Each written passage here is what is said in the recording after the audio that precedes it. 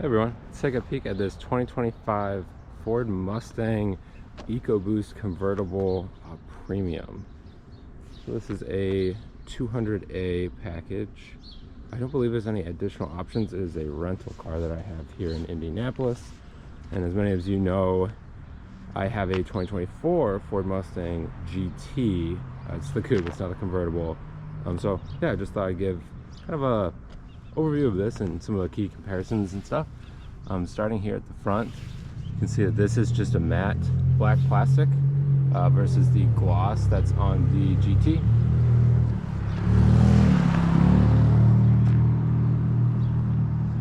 Another key difference is that we don't have any heat extractor right there, which is gloss black on that GT as well. To the side, this one is in iconic silver. It has a nice flake to it, to be honest. It's a decent silver. It's a little underwhelming on the Mustang in my opinion, but to each their own. From the other side, see it in the sun a little bit better.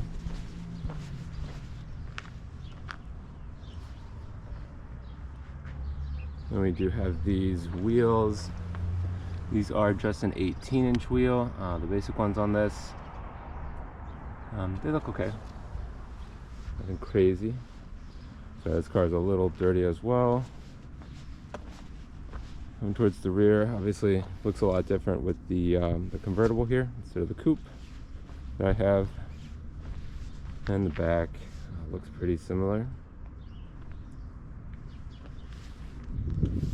See, this one does have the welcome lighting because it is the premium, so it kind of pulses back and forth.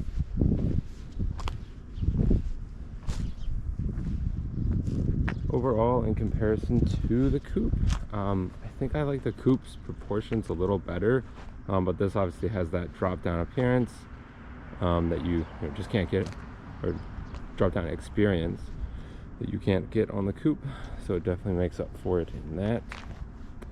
Let's pop the hood real quick. Even on the EcoBoost, we do get the hood struts, which is a nice feature. Lots of space in the engine bay comparatively to the 5-liter.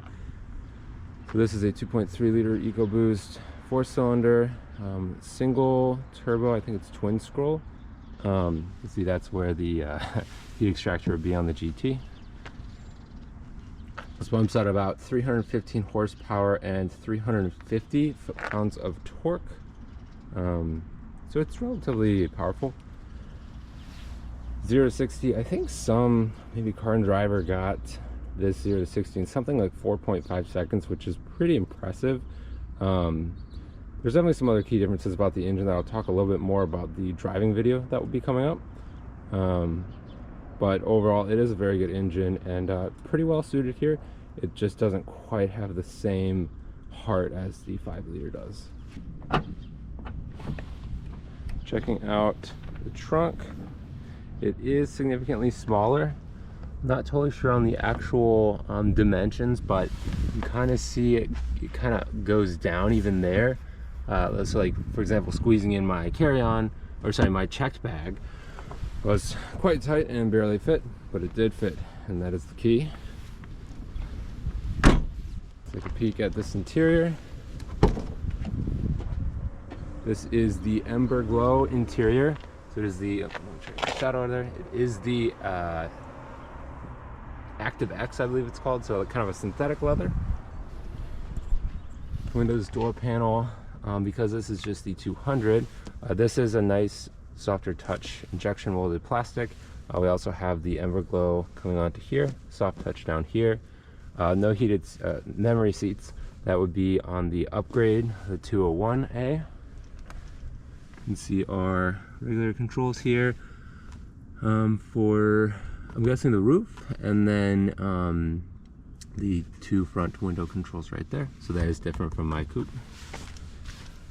This does have power seats for forward, aft, up and down, but not recline, and then also just 2-way lumbar.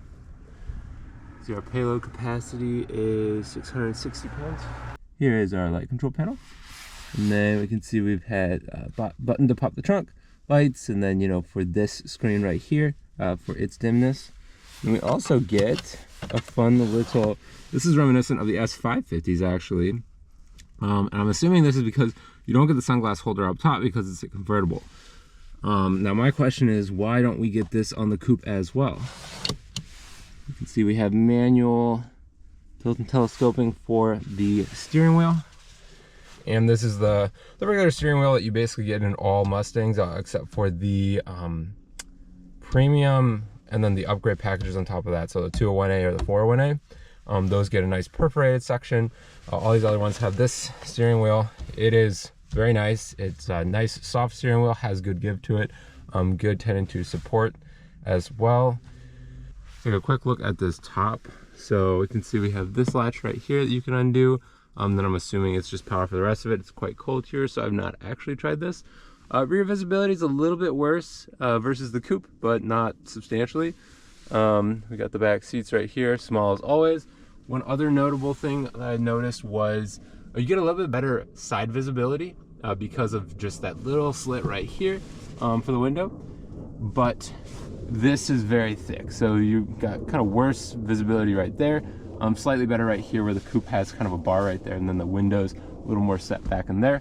Also, we have the seat belts kind of come from here versus, I don't even know on the coupe, it's farther back. It's like on this part of the pillar, I think. So this is a little bit nicer from that standpoint. Coming down here, we have our regular center console. We do have the Ember Glow stitching on it, which they put that in the steering wheel as well, but no big deal. This does lock, as I just noticed. And then it's a relatively small inside. You do have a light in there. With this being the 2025s, there are some key differences, such as no more wireless charger on the premium. I didn't really notice because I didn't really care. Wireless charging in these is typically not that great. Just going over some materials real quick. I'll turn on the car in just 1 second.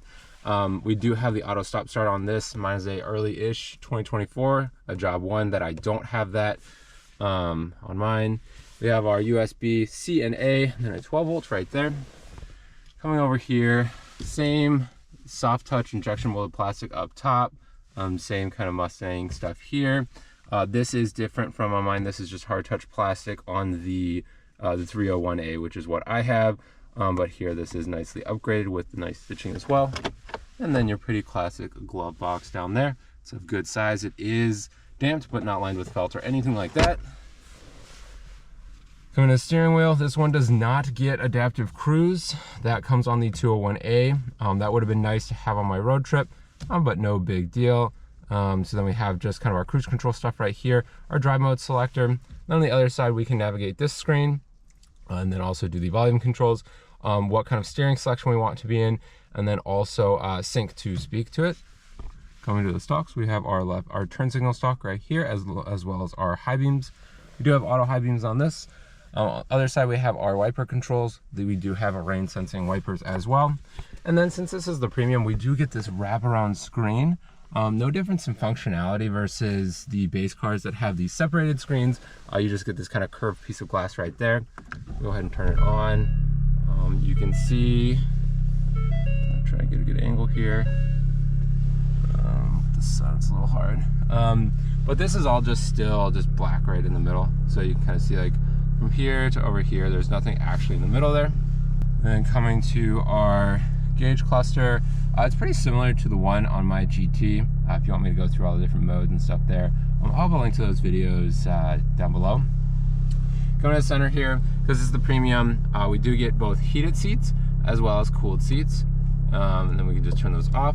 We do have a heated steering wheel, and then our automatic climate control. We do get dual zone climate in this one.